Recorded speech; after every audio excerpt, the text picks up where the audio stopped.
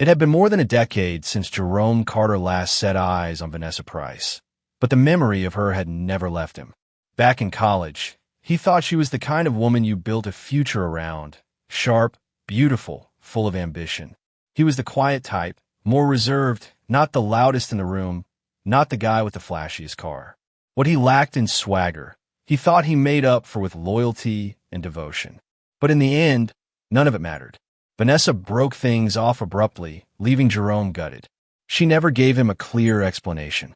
All she said, in a cold whisper he could never forget, was that she needed a real man.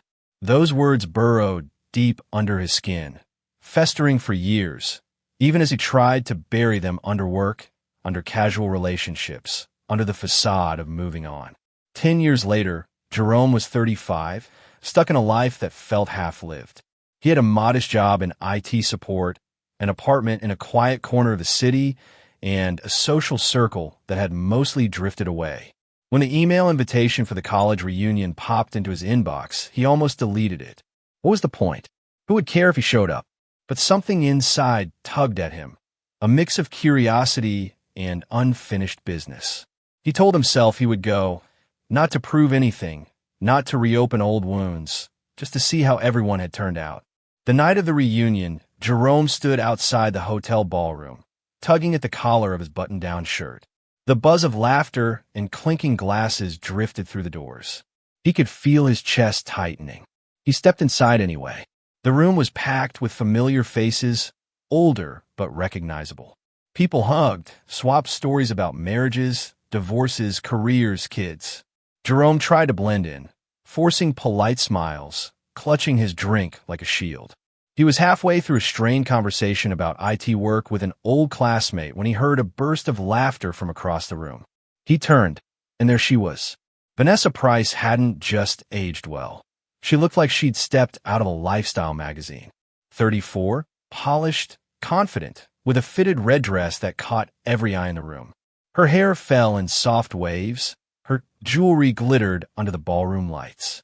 She had an aura that pulled people toward her, like she was the star of the night. Jerome froze, drink halfway to his lips. For 10 years he had imagined this moment, thought about what he would say, how he would act. In reality, all he could do was stare. When Vanessa finally spotted him, she gave a little smirk. She walked over slowly, heels clicking against the marble floor, as if savoring the approach. "Jerome Carter," she said, her voice dipped in honey but edged with something sharp. Well, didn't think I'd see you here." He managed a nod. "It's been a long time." She looked him up and down, her gaze like a scanner. 10 years, right? Wow, you really haven't changed much." She gave a laugh, light but laced with condescension. "Still the quiet type, huh?" Jerome forced a smile. "Guess so." At first, the conversation stayed on safe ground. Old professors, people they knew, who had moved where. But as the drinks flowed, Vanessa loosened up. She was surrounded by admirers, leaning into her stories about promotions, luxury vacations, and life in the fast lane. Jerome sat on the edge of the circle, half listening, half drowning in the old ache of not being enough. Then it happened. She tilted her head back, laughing at a joke someone made, and when her eyes landed on Jerome again, something in her expression shifted. The warmth drained away. Maybe it was the alcohol, maybe it was the memory of their past, but she leaned toward him and whispered just loud enough for a few others to catch it. 10 years, Jerome, and you're still the same. Still small, still weak, still not a real man. The words hit like a punch. His stomach twisted. The chatter in the room seemed to fade, replaced by the echo of her voice. He wanted to disappear, but he couldn't move. Around them, a couple of people gave awkward laughs, unsure how to react. Vanessa just smirked, sipping her wine as if she'd said nothing at all. Jerome's face burned. He excused himself, muttering something about needing air. Outside in the cool night, he gripped the railing, knuckles white, replaying the scene over and over. 10 years, and nothing had changed. She still saw him as weak. And now, others had seen it too. The humiliation wasn't private anymore. It was public, stamped into his identity all over again. Inside, the reunion carried on, glasses clinking, music rising. But for Jerome Carter, the night had already carved itself into memory. The wound Vanessa had opened years ago wasn't just reopened. It was bleeding fresh, raw, and uncontrollable. And as he walked away into the shadows, no one around him could imagine just how deep that wound would cut, or how dark the path it would lead him down. Jerome barely slept the night after the reunion. He lay in bed staring at the ceiling, Vanessa's words bouncing around his skull like a ricocheting bullet. Still small, still weak, still not a real man. The venom in her tone, the smirk on her face, it all replayed in slow motion again and again. He told himself to shake it off, that it was just a drunk woman running her mouth, but deep down he knew better. She had meant every word, and it wasn't the first time she had said it to him. Back in college, those same phrases had haunted him when she broke things off. He remembered standing outside her dorm, begging her to talk, desperate to understand why. She finally told him in a hushed, cutting whisper, "You're not enough. You'll never be enough." The humiliation had been so sharp he thought it might kill him. For 10 years, he carried that scar, hidden but alive. And now, she had ripped it wide open in front of people who had once been their friends. At work on Monday morning, Jerome's mind wasn't on his computer screen or the endless trouble tickets piling up. He kept refreshing Vanessa's social media, scrolling through her curated life. Photos of her sipping champagne on rooftop bars, dressed to kill in designer outfits, captioned with breezy confidence. "Living my best life." In every post, she looked untouchable. She had moved on, risen above, while he was still stuck, invisible. The more he scrolled, the more his stomach turned. By Tuesday, it wasn't just curiosity, it was compulsion. He created fake accounts just to watch her Instagram stories without her knowing. He read through every comment her friends left. "Queen," "Boss lady," "You're glowing, girl." Each one felt like a slap in the face, as if the world was conspiring to remind him of how small he was compared to her.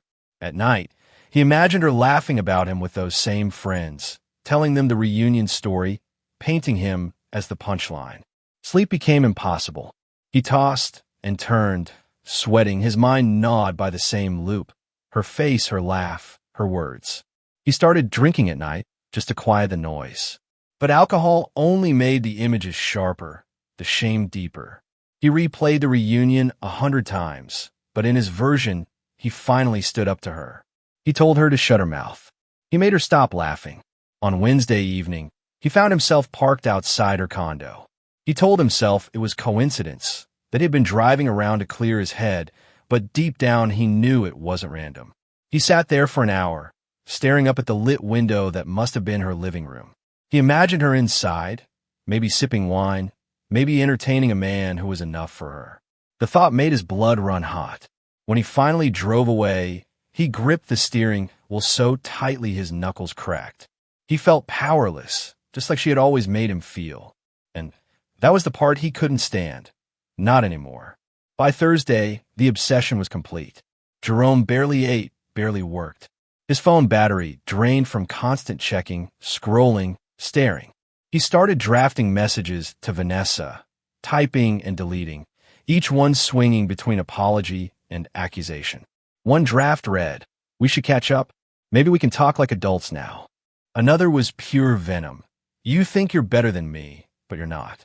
You'll see." He never sent them, but the act of writing them out gave him a strange sense of relief, like scratching an itch. Then came Friday night. Jerome was sitting alone in his apartment, lights dim, a half-empty bottle of whiskey on the table. He was watching one of Vanessa's recent posts on loop, a short clip of her laughing with friends at a trendy restaurant. The camera lingered on her face, radiant and confident, the same face that had torn him down so effortlessly. In that moment, something inside him hardened. He muttered to himself, "She doesn't get to do this to me again. Not again." The decision wasn't fully formed yet, but the seed was planted. He began to imagine a scenario where they met privately, where he could confront her without the eyes and ears of others, where she would finally have to listen, where she wouldn't laugh. That night, before collapsing into a restless sleep, Jerome sent a simple message. "Hey, can we meet up? Just to talk. No drama. I think it would be good for both of us." He stared at the screen until her reply popped up an hour later. Fine, but don't make me regret it. Jerome put the phone down, heart racing. For the first time all week, he felt a strange sense of calm. He told himself this was closure, a chance to clear the air. But deep inside, the storm was already gathering, and the path ahead was darker than he dared admit. The message had been short, almost casual, but to Jerome it felt like the beginning of something monumental. Fine, but don't make me regret it. Those words from Vanessa glowed on his phone screen long after he set it down. For the rest of the night, he lay awake rehearsing conversations in his head. Sometimes he imagined her finally apologizing, telling him she had been cruel back then, and at the reunion, admitting she never should have said those things. Other times he pictured her laughing at him again, brushing off his pain with a smirk. Each version left him restless, pacing his apartment, unable to shut off the reel. By Saturday morning, he convinced himself this meeting would be his chance to reclaim something. Maybe not his pride, maybe not his past, but at least some control. He cleaned his apartment like a man preparing for inspection, scrubbing countertops, vacuuming rugs, hiding dirty laundry. He wanted no sign of weakness. The place smelled of lemon polish and nervous energy by the time he was done. When the evening came, Jerome stood in front of the mirror, adjusting his shirt for the third time. He wasn't flashy, but he wanted to look presentable, respectable. He rehearsed his lines again. We're older now. We don't need to dwell on the past. Maybe she would nod. Maybe she would soften. He clung to that possibility. Vanessa arrived a little after 7, her heels clicking down the hallway. The sound made his pulse race. When she stepped inside, the air in the apartment seemed to shift. She was dressed in a sleek black blouse and fitted jeans, casual yet elegant, like she hadn't even tried but still managed to look flawless. She gave a quick glance around the place, her mouth curling just slightly. Nice spot, she said, but the tone carried an edge, like she was grading him and he'd only scored a passing mark. Jerome tried to keep things light. He offered her a drink. They sat on opposite ends of the couch, and for a few minutes it almost felt civil. They talked about old classmates, about careers. Vanessa spoke at length about her job in marketing, the clients she managed, the travel she got to do. Jerome nodded, smiled politely, tried to ignore the gnawing voice inside reminding him of the gap between their lives. But it didn't take long before the mask began to slip. Vanessa leaned back, swirling her wine, and gave him a look that was part curiosity, part challenge. You know, she said, when I got your message, I wondered what this was really about. You want a closure? Or did you want to prove something? Jerome stiffened. I just thought maybe we could talk. Like adults. She smirked. Talk? About what? The past? Jerome, come on. We were kids. You don't still dwell on that, do you? He hesitated, searching for words. Some things stick with you. She laughed, shaking her head. You're serious. You really do still think about it. Wow, 10 years later, and you're still hung up on what I said back then. Her laughter wasn't cruel at first, more incredulous, but to Jerome it cut just the same. He felt his chest tighten, his hands curling into fists on his lap. Then she leaned closer, lowering her voice. I mean, you know I wasn't wrong. Back then, you weren't exactly, well, you know. She waved her hand vaguely, letting the implication hang heavy in the air. You just never had that energy, that strength, that manhood. The word stabbed at him. Manhood.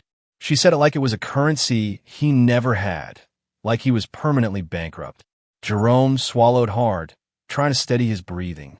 He told himself to stay calm, to not give her the satisfaction. But Vanessa wasn't finished. She set her glass down and leaned back with a smirk. And now, sitting here, I don't really see much difference. Same Jerome. Still small. Still weak. She gave a shrug that twisted like a knife. Not a real man. Something inside him snapped, quick and violent, like a cable under too much tension finally breaking. His vision blurred, his heart pounded so hard he could hear it in his ears. The room seemed to shrink around him. He stood up abruptly, pacing to the kitchen as if distance could cool the fire building inside. Vanessa watched with raised brows, amused more than alarmed. See? This is what I mean, she called out. You can't even handle a little honesty. Still the same boy I left behind.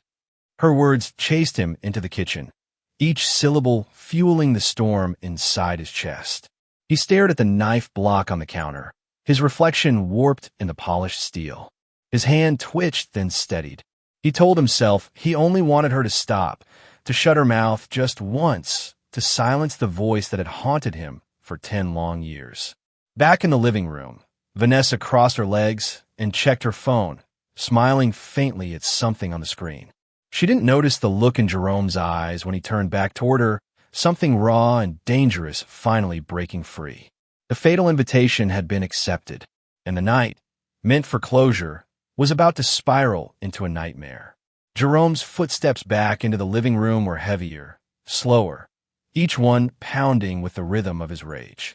Vanessa barely glanced up from her phone, still lounging with the careless grace of someone who thought she owned every room she entered. To her, Jerome was no threat, just the same awkward boy from college who had once hung on her every word. But the man standing in front of her now was vibrating with something darker, something she had awakened without realizing the cost. "Vanessa," he said, his voice low, uneven. "You don't have to keep saying those things." She looked up, her lips curling into that same smirk that had haunted him for years. "Oh, come on, Jerome. Don't be so sensitive. I'm just teasing." She tilted her head, eyes narrowing with mock sympathy. "If you were a real man, you wouldn't care so much." The words were the final spark. The thin thread of self-control that had barely held Jerome together snapped in an instant. He lunged forward, shoving her phone out of her hand. It clattered across the hardwood floor, the screen lighting up with missed notifications. "Jerome!" she shouted, startled, pushing against him. But his hands were already gripping the knife he had carried from the kitchen, knuckles white, the blade trembling inches from her face. "You don't get to laugh at me anymore." His voice cracked, strangled with fury and years of buried humiliation. Vanessa's eyes widened, panic flashing for the first time. "Jerome, stop!" "Put it down." She tried to push herself up from the couch, but he was on her, the knife flashing in the dim light. The first thrust was clumsy, fueled more by rage than precision. It sank into her shoulder, and she let out a scream that rattled the walls. She clawed at him, her nails raking across his face, but it only drove him deeper into the storm. Blood splattered across the couch cushions as he pulled the blade free and drove it down again. This time it found her chest. Vanessa gasped, her voice breaking into ragged sobs. "Jerome, please." But he couldn't hear her. All he heard was the echo of her laughter at the reunion, the cutting words from 10 years ago, the smirk she had worn just minutes earlier. Every thrust was a desperate attempt to erase those memories, to silence the voice that had branded him as less than a man. The room became chaos. Wine spilled from the overturned glass, mingling with blood on the carpet. Her heels kicked wildly, knocking over the coffee table. A lamp crashed to the floor, plunging half the room into shadow. Her screams turned to choking sobs, then to wet, gurgling gasps as her strength faded. Jerome's breaths came in ragged bursts. Sweat dripped into his eyes, his arms trembling with the effort. When he finally stopped, the knife slipped from his hand and clattered onto the floor, slick with blood. Vanessa lay twisted on the couch, her blouse soaked crimson, her chest heaving shallowly. Her eyes, once full of arrogance and fire, were wide with terror and disbelief. She tried to speak, her lips forming a broken word, "Why?" But no sound came. Jerome stumbled back, staring at what he had done. His heart pounded, his stomach lurched. For a brief, fleeting moment, clarity cut through the haze.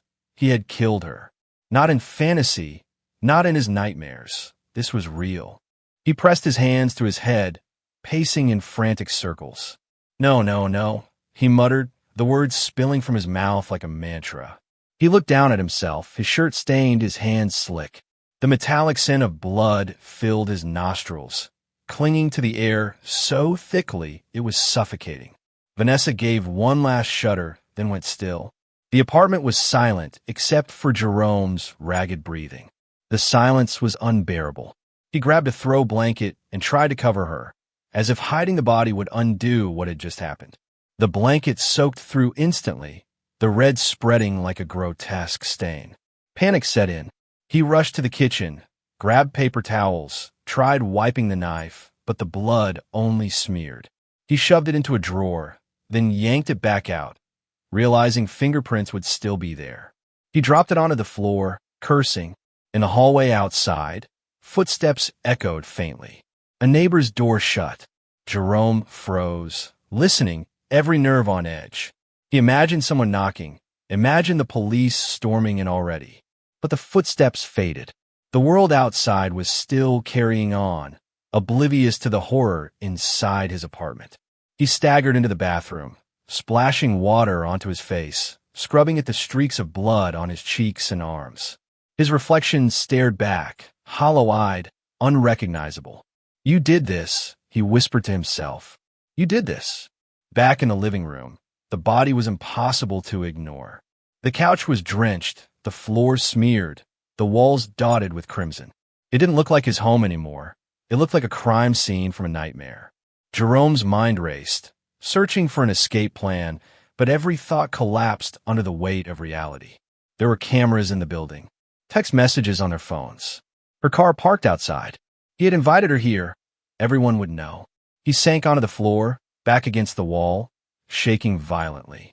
For years, he had fantasized about silencing her, about reclaiming the piece of himself she had stolen. But now that fantasy was drenched in blood, and the silence in the room was not victory, it was horror. Minutes passed like hours before Jerome finally stood. He looked at her one last time, the woman who had once been his world, the woman who had destroyed him with words sharper than any blade. Now she was lifeless, and he was the one who had destroyed everything. The night was supposed to bring closure, maybe even peace. Instead, it had sealed his fate in blood. And though Jerome didn't know it yet, the trail he left behind, the cameras, the messages, the neighbors, would lead straight back to him, step by damning step. The smell was the first thing that tipped him off. On Sunday afternoon, less than 24 hours after Vanessa failed to show up to brunch with friends, neighbors in Jerome's building began to notice something acrid drifting through the hallway. It wasn't food gone bad or trash left too long. It was sharper, heavier metallic. A young couple down the hall, uneasy, finally called the landlord, who in turn phoned the police. When officers arrived, the building was eerily quiet. They climbed the stairs to Jerome's floor, and even before they reached his door, the odor was undeniable. One officer pressed his sleeve to his face, exchanged a grim look with his partner, then knocked. No answer. After several more attempts, they forced entry. The moment the door swung open, the scene inside froze them in place. The small apartment looked like a battlefield. A shattered lamp lay in pieces on the floor. The coffee table was overturned, a wine glass crushed beneath it. And on the couch, covered by a throw blanket soaked through with red, lay the body of Vanessa Price. Her skin was pale, her blouse drenched, her eyes wide and unseeing. Blood had seeped into the cushions, pooled on the floor, smeared in streaks across the walls. One officer muttered under his breath, "Jesus Christ." The other called it in immediately, possible homicide, female victim, multiple stab wounds. Within the hour, detectives and crime scene technicians filled the apartment. Flashbulbs lit the dim rooms as they photographed every inch. Evidence bags filled quickly. The knife still lying on the floor, streaked with fingerprints and blood. Jerome's shirt discarded in the bathroom hamper, stiff with drying stains. Vanessa's phone, found near the couch, its last text messages still glowing on the screen.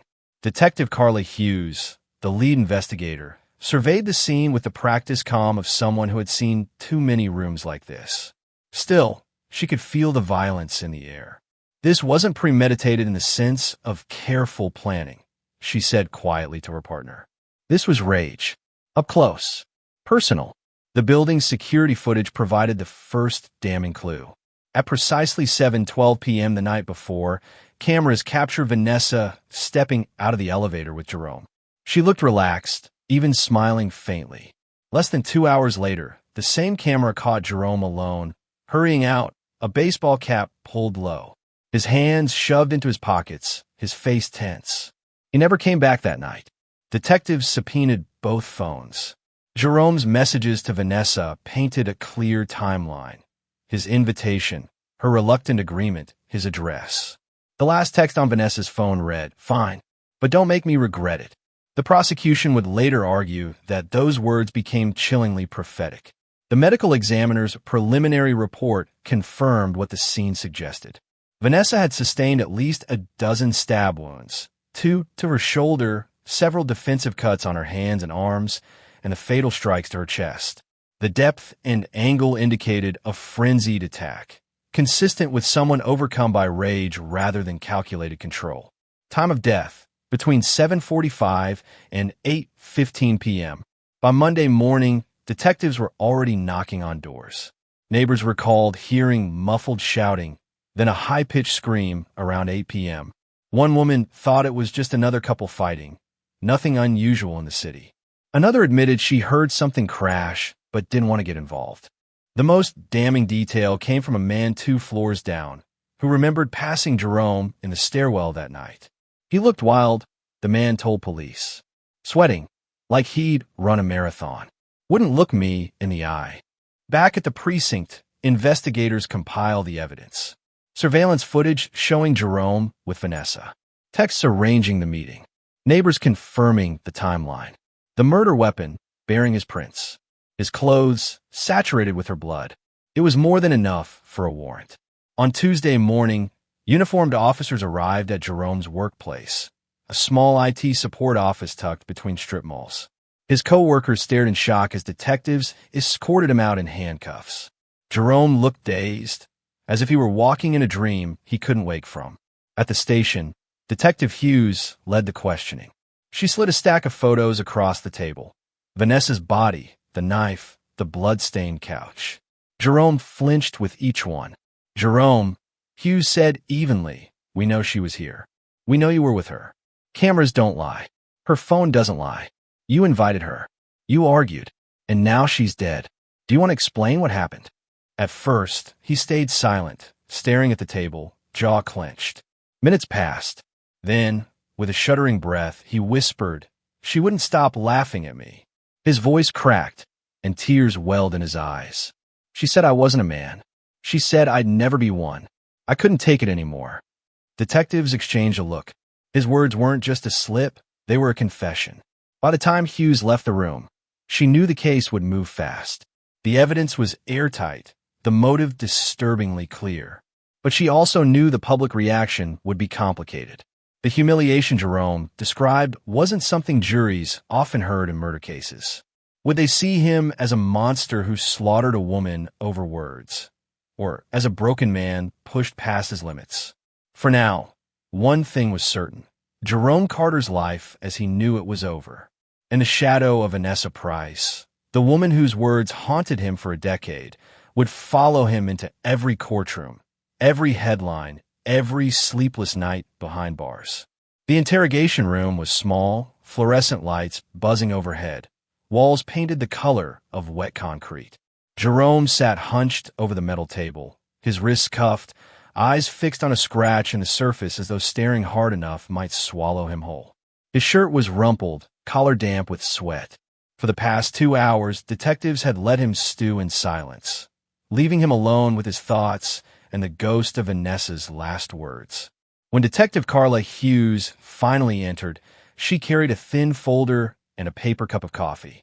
She set the cup in front of Jerome. "It's not great," she said, "but it's hot." Jerome didn't touch it. He kept his hands clasped together, knuckles bone white. Hughes sat across from him, flipping open the folder. Photographs slid out, Vanessa's smiling social media pictures on one side, crime scene photos on the other.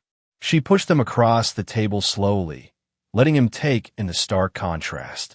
"Jerome," Hughes said evenly, "you don't strike me as a cold-blooded killer.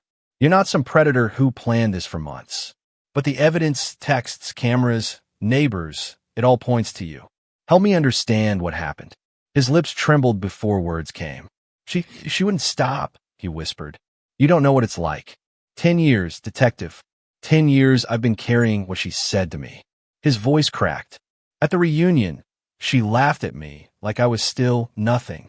And when she came over, she said it again, right in my face. Hughes leaned forward, her tone calm, measured. So you lost control. He nodded, tears streaking down his cheeks. I didn't mean to, not at first. I just wanted her to stop talking, to shut up. She knew exactly where to hit me, and she did it again and again. I felt like I was drowning in it. The confession spilled out in fragments. Rage, humiliation, the knife, the blur of movement, the shock when he saw her go still. Hughes listened, jotting notes, occasionally asking clarifying questions. When he was done, the room felt heavy, the silence thick. A public defender was eventually called in, a weary man named Thomas Greer with a briefcase full of files and an expression that said he'd seen this all before. He sat beside Jerome, flipping through the initial reports. "We've got an uphill battle," Greer muttered. "They've got motive, means, and a confession. The best we can do is argue diminished capacity, heat of passion. Make the jury see you as a man pushed past his breaking point." Jerome swallowed hard. "She ruined me," he said softly. "Even in death, she ruined me." Greer sighed. "That's not what we'll say in court. We'll focus on the psychological trauma, the years of humiliation. Words can cut deep, sometimes deeper than people realize." The strategy was clear. Paint Jerome not as a monster, but as a fragile man shattered by relentless emotional abuse. But Hughes, listening from behind the observation glass, wasn't convinced.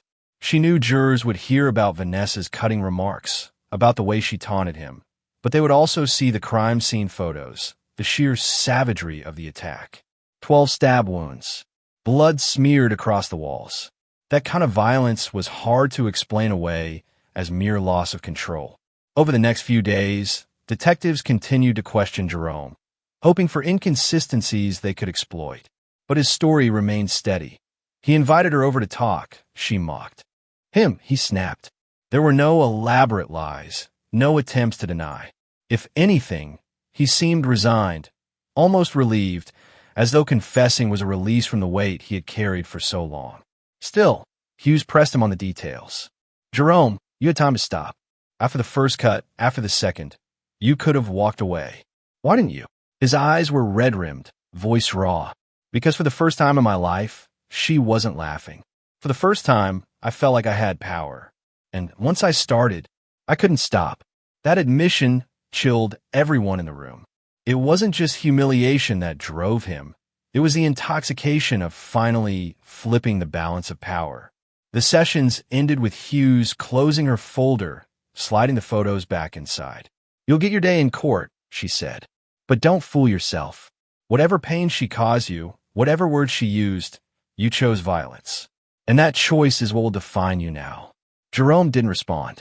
He just sat slumped in the chair, staring at the floor, as if he already knew his life had been carved into before and after, before the reunion, and after the knife. The trial of Jerome Carter versus the state began 6 months after Vanessa Price's murder, and by the time the jury was selected, the case had already captured national attention. Local news called it the reunion killing, while national outlets branded it the Manhood murder. Every article, every podcast, every television panel circled the same haunting question. Was Jerome a calculating killer, or a man who cracked under the weight of humiliation that had festered for a decade? On the first day, the courthouse in downtown Atlanta buzzed with reporters, cameras, and protesters on both sides. Some held signs that read "Justice for Vanessa," with her smiling college photo enlarged. Others, surprisingly, carried placards scrawled with "Words can kill too," and "He snapped. He's human." It was a circus of grief and outrage, and Jerome was at the center of it all. When he entered the courtroom, escorted by deputies, he looked gaunt, his once-trim beard unkempt, his suit hanging loosely on his frame. He avoided eye contact with the crowd, staring at the floor as though the weight of 100 eyes might crush him. Across the aisle, Vanessa's parents sat stiff-backed, her mother clutching a framed picture to her chest, her father's jaw clenched tight with fury. The prosecution opened with a simple, devastating statement. District Attorney Carlin Nguyen stood before the jury, holding up a photograph of Vanessa alive and radiant, taken just weeks before her death. Vanessa Price was a daughter, a sister, a friend. She had a future. And this man, she turned, pointing at Jerome, took it from her in a frenzy of rage because she bruised his ego. She clicked a remote, and the screen behind her lit up with crime scene photos. The blood-soaked couch, the knife, Jerome's shirt in the bathroom hamper. Gasps rippled through the jury box. "Ladies and gentlemen," Nguyen continued, her voice steady but sharp, "this was not an accident. This was not a momentary lapse. This was 12 stab wounds. This was savagery. And for what? For words. For insults. For bruised pride. That is not justice. That is murder." When it was the defense's turn, Thomas Greer rose, adjusting his glasses. His approach was softer, quieter, almost pleading. "You've seen the photos. You've heard the horror. No one here is denying what happened in that apartment. But I ask you to look deeper. Jerome Carter is not a monster who hunted Vanessa down. He is a man who was tormented for years, humiliated to his core, told he was not a man, not worthy, not enough. And when those words were flung at him again, when that old wound was ripped open, he broke. Heat of passion, a psychological snap. We cannot condone what he did, but we can understand it. And understanding is what separates justice from vengeance." The trial unfolded over 2 weeks, each day peeling back layers of the case. Witnesses took the stand. Friend from the reunion testified how Vanessa mocked Jerome openly that night, how her laughter echoed across the ballroom. A former roommate from college recalled Vanessa's biting remarks about Jerome's masculinity years earlier. The defense leaned heavily on these stories, weaving a pattern of humiliation that spanned a decade. But the prosecution countered with brutal efficiency. They called the medical examiner, who described in clinical detail the 12 stab wounds, the depth, the force, the defensive cuts on Vanessa's arms. "She fought for her life," the examiner said. This was not one mistake. It was prolonged, sustained violence. Detective Carla Hughes also testified, recounting Jerome's confession in the interrogation room. The jury leaned forward as she repeated his own words. "Because for the first time in my life, she wasn't laughing. For the first time, I felt like I had power. And once I started, I couldn't stop." That single quote hung in the courtroom like smoke, impossible to clear. The prosecution seized on it relentlessly, arguing it revealed motive not of desperation, but of twisted satisfaction. Vanessa's parents delivered the most emotional testimony. Her mother sobbed openly on the stand, clutching tissues, describing the moment police knocked on her door with the news. Her father's voice shook with anger as he stared directly at Jerome. "My daughter died begging for her life," he said. "And you expect us to believe it was just because of some words? Words don't justify murder. Nothing justifies this." The defense tried to humanize Jerome. Greer called psychologists who explained the concept of humiliation trauma, how deep shame can destabilize identity, particularly when it attacks a man's sense of masculinity. They testified that in extreme cases, such trauma can lead to explosive violence. Jerome himself took the stand, his voice trembling as he described years of carrying Vanessa's words like a curse. "I wanted her to stop," he said, tears streaming. "That's all I wanted. I never wanted her dead. I snapped." But under cross-examination, the prosecution cut through his remorse with surgical precision. "Mr. Carter," Nguyen asked, holding up a photograph of Vanessa's blood-soaked body, "how many times did you have to snap to stab her 12 times? Once? Twice? Or over and over until she was gone?" Jerome broke down, unable to answer. The jury watched in silence, some shaking their heads. Closing arguments crystallized the clash. Nguyen's voice rang clear. "We all face humiliation. We all hear cruel words. But we do not pick up knives. We do not turn insults into death sentences. Vanessa Price is dead because Jerome Carter decided his pride was worth more than her life." Greer's final plea was quieter, almost resigned. "You have seen the man sitting here. Not a monster, but a broken soul. This was not cold-blooded murder. It was a human being unraveling. Don't let vengeance blind justice. See the pain. See the humanity." When the jury retired to deliberate, the courtroom buzzed with tension. Hours turned into a day, then two. Outside, the media dissected every angle, while social media erupted in debate.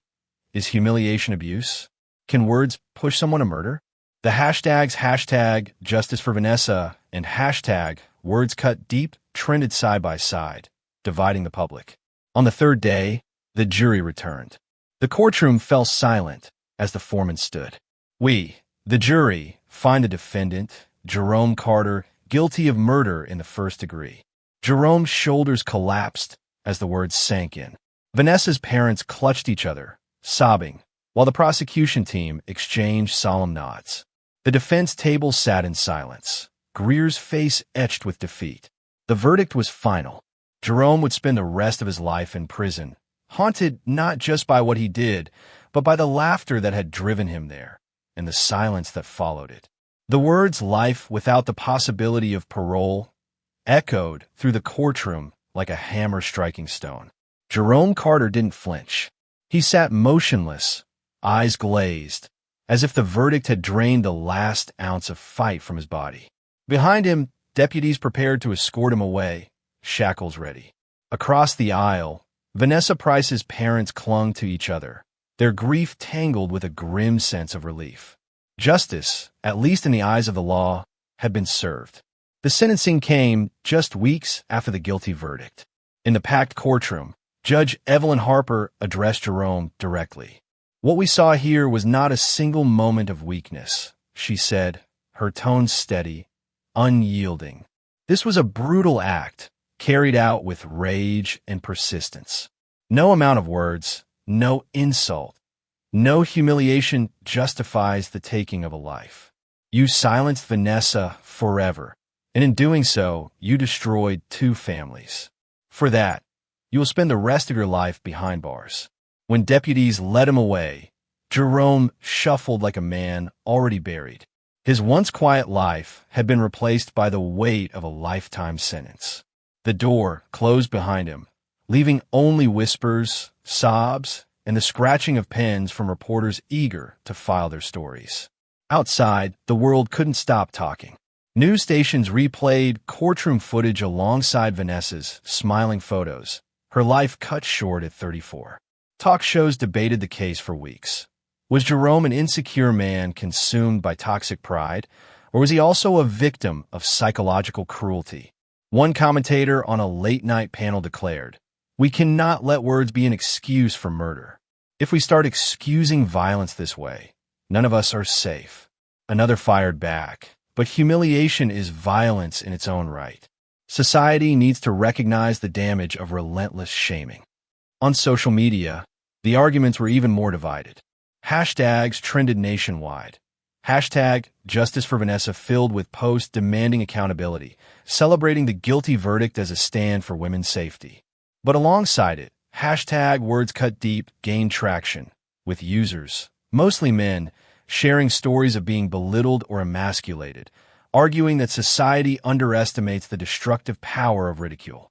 Memes, threads, and TikTok debates blurred the line between serious discussion and digital theater, but the conversation was unavoidable. Podcasts dissected every angle. True crime hosts broke down the evidence step by step, while psychology podcasts explored the concept of humiliation trauma. One psychiatrist explained, "Humiliation strikes at the very core of identity. It's not surprising some individuals experience it as unbearable. But understanding is not the same as excusing."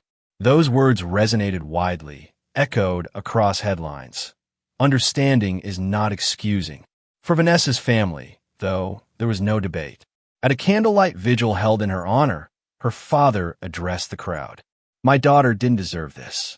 She wasn't perfect, none of us are, but words should never be a death sentence. We will not let her memory be reduced to some argument about ego. She was a vibrant, ambitious woman, and that's how she deserves to be remembered." The crowd lit candles, their glow flickering against the night sky, voices rising in a quiet chorus. Vanessa, gone but not forgotten. Meanwhile, Jerome's mother gave a rare interview outside the courthouse. Her eyes were swollen, voice trembling as she spoke into the microphones. I raised a good boy. He wasn't a monster. But he carried pain for years, and nobody saw it. Not even me. I'm grieving too, because I lost my son, even though he's still alive. Her words added a haunting layer to the tragedy. There were no winners here, only broken families and unanswered questions. In the weeks that followed, the case became a cultural touchstone. Opinion pieces flooded newspapers, warning about the dangers of toxic masculinity, the fragility of ego, the underestimated cruelty of ridicule. College campuses hosted panels about emotional abuse and the weight of words. Some argued the case exposed a deeper societal issue, how men are taught to tie their worth to dominance and control, and how the loss of that identity can fester into violence. But for others, the lesson was simpler and more immediate. Words matter. They can lift or they can destroy. And while they should never excuse violence, they can sometimes light the fuse that ignites it. Years from now, Jerome will still be sitting in a prison cell, replaying the same moments that pushed him over the edge. Vanessa's laughter at the reunion, her smirk in his apartment, the knife in his hand. For him, time stopped the night she died. For her family, time will forever be divided into before and after. And for the rest of us, the case of Jerome Carter and Vanessa Price is a chilling reminder of how fragile the line between humiliation and violence can be. Behind every headline, behind every viral debate, lies a deeper truth. Pride, shame, and cruelty are forces as dangerous as any weapon. The final chapter of this story leaves us with no heroes, only victims. Vanessa lost her life. Jerome lost his freedom. Their families lost the people they loved. And society is left with a mirror, forced to confront uncomfortable questions about masculinity, ego, and the destructive power of words. Because in the end, no matter how sharp, no insult should ever carry a death sentence.